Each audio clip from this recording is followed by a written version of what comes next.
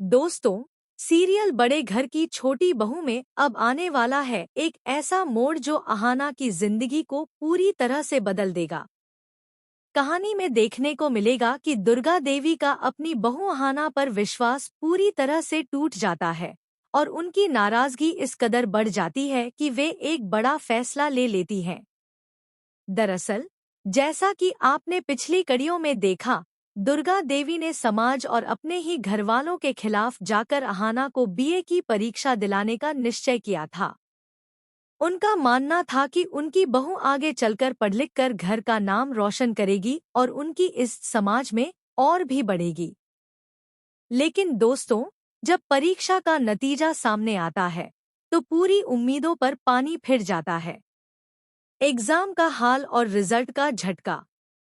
अहाना परीक्षा के बाद से ही काफी घबराई हुई रहती है। उसे खुद पता होता है कि उसकी तैयारी अधूरी रही है। शादी और घर परिवार की जिम्मेदारियों के चलते वह पढ़ाई पर ध्यान ही नहीं दे पाई थी। यही वजह रही कि परीक्षा हॉल में बैठते ही उसके हाथ पांव फूल गए।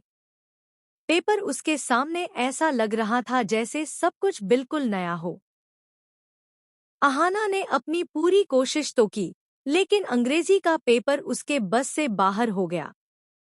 हालांकि बाकी विषयों में उसने पासिंग मार्क्स हासिल कर लिए, परंतु अंग्रेजी में फेल होने की वजह से उसका पूरा रिजल्ट खराब हो गया। और जब नतीजा घरवालों के सामने आता है, तो माहौल पूरी तरह बदल जाता है। दुर्गा देवी का गुस्सा और बुआ जी की तानाबाजी। रिजल्ट देखकर दुर्गा देवी का गुस्सा सातवें आसमान पर पहुंच जाता है। उन्हें लगता है कि अहाना ने उनकी मेहनत और भरोसे को धोखा दिया है। तभी मौके का फायदा उठाते हुए बुआ जी और उनका बेटा तानों की बरसात शुरू कर देते हैं। बुआ जी हंसते हुए कहती हैं, दीदी, आपने ही तो हम सबके खिलाफ जाकर अपनी बहू को परीक्षा दिलवाई थी। कहा था कि आपकी बहू आपका नाम रोशन करेगी, लेकिन देख लीजिए, आपकी बहू ने तो आपको सबके सामने शर्मिंदा कर दिया। अब क्या जवाब देंगी आप? यह ताने सुनकर दुर्गा देवी का गुस्सा और भी भड़क जाता है।